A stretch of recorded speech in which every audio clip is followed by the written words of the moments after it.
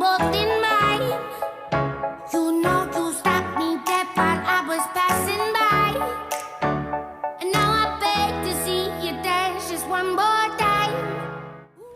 Hai guys, kita dari kelompok siklus pengeluaran. Kenalin, nama gue Resti, nama gue Vivi, Nama gua Ila. Saya Nani. jadi kita akan menjelaskan tentang siklus pengeluaran di vlog. Silakan ditonton. Saya akan menjelaskan tentang siklus pengeluaran.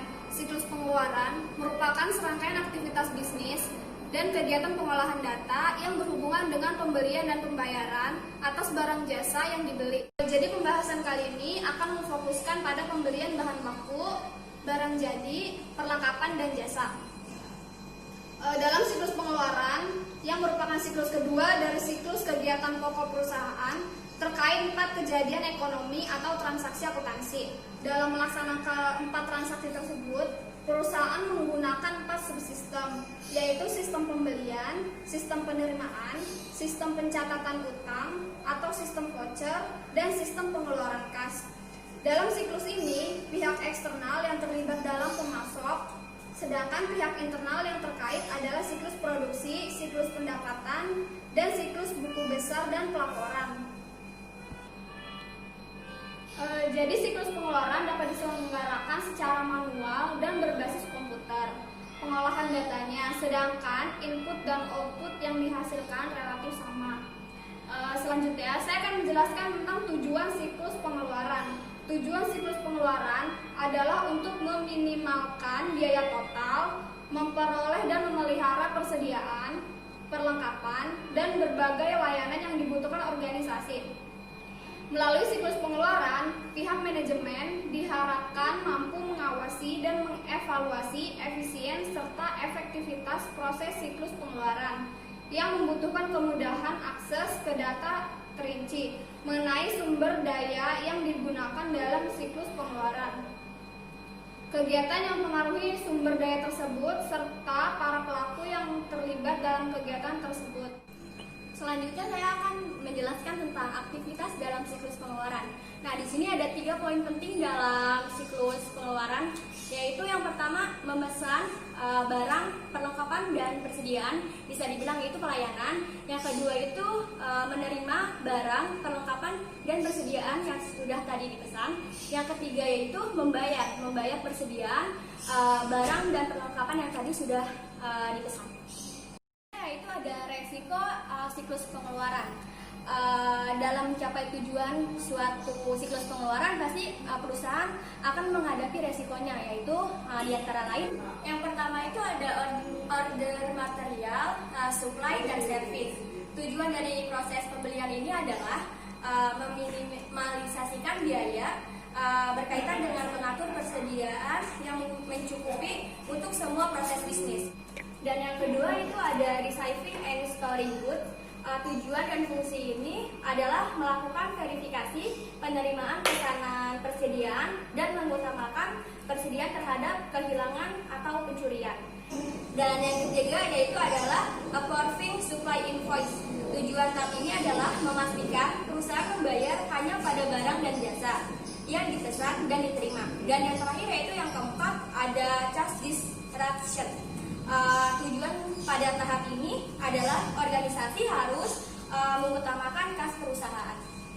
Di sini saya akan memberitahukan bahan-bahan dari butik flower kami, yaitu ada benang, bahan, kain, alat-alat lainnya, dan puring, dan segala macam bahan-bahan yang masih banyak lagi di butik kami. Selain itu, selanjutnya pemasok pengiriman barang kepada bagian penerimaan akan melakukan pengecekan terlebih dahulu sesuai dengan daftar pembelian atau pemesanan oleh konsumen.